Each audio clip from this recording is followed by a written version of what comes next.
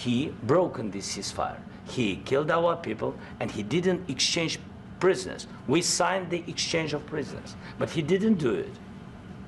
What kind of diplomacy, JD, you are speaking about? What do you mean?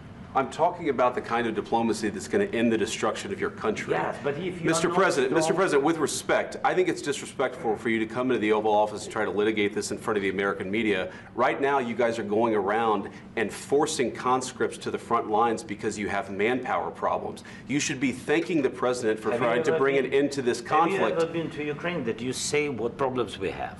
I have been to. Count once. I've actually watched and seen the stories, and I know what happens is you bring them on a propaganda tour, Mr. President.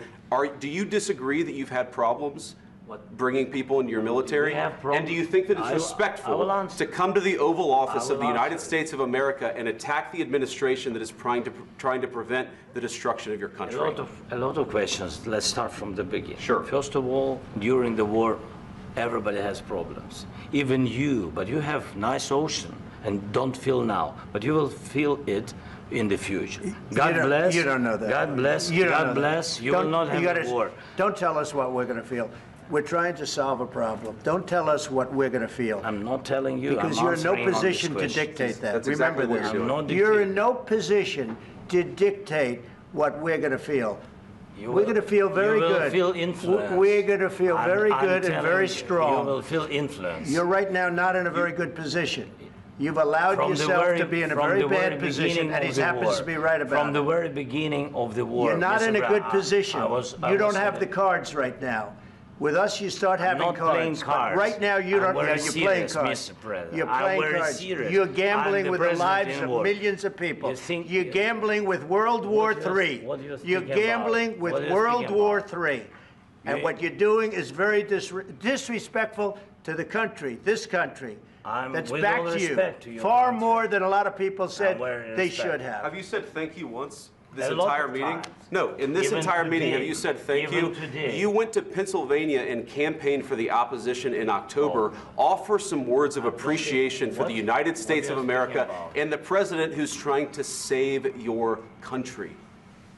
Please, you think that if you will speak very loudly about the war, you can... He's not speaking loudly. He's not speaking loudly. Your country is in big trouble. Can I Wait a minute. No. You've done a lot of talking.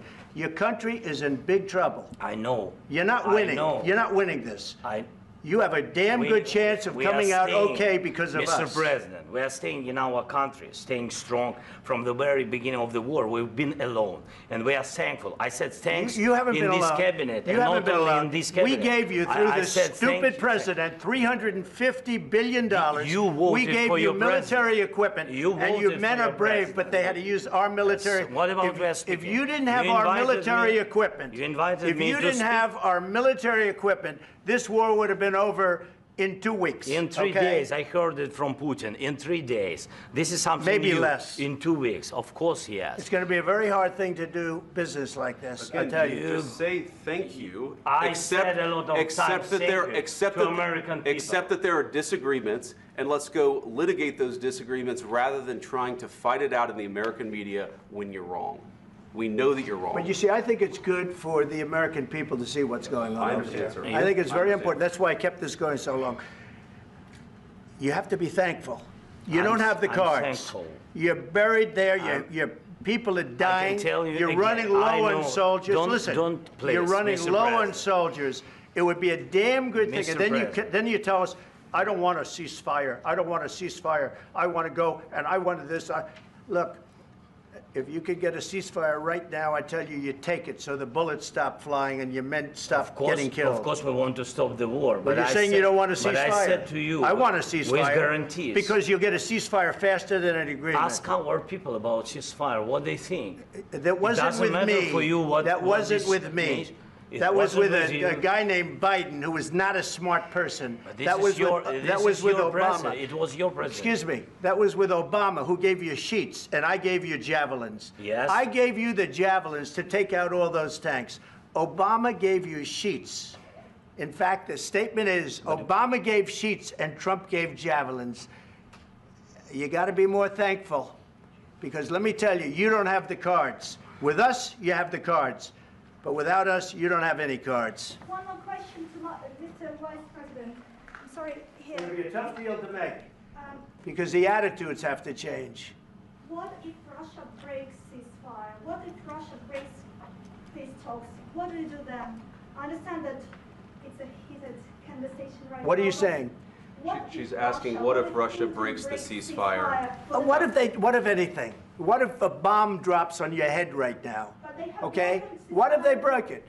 I don't know. They broke it with Biden because Biden, they didn't respect him. They didn't respect Obama. They respect me. Let me tell you, Putin went through a hell of a lot with me. He went through a phony witch hunt where they used him and Russia. Russia. You ever hear of that deal? That was a phony Hunter Biden, Joe Biden scam. Hillary Clinton, Shifty Adam Schiff. It was a Democrat scam. And he had to go through that. And he did go through it. We didn't end up in a war. And he went through it. He was accused of all that stuff. He had nothing to do with it. It came out of Hunter Biden's bathroom. It came out of Hunter Biden's bedroom. It was disgusting.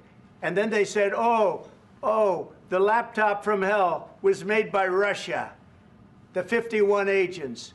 The whole thing was a scam. And he had to put up with that. He was being accused of all that stuff. All I can say is this.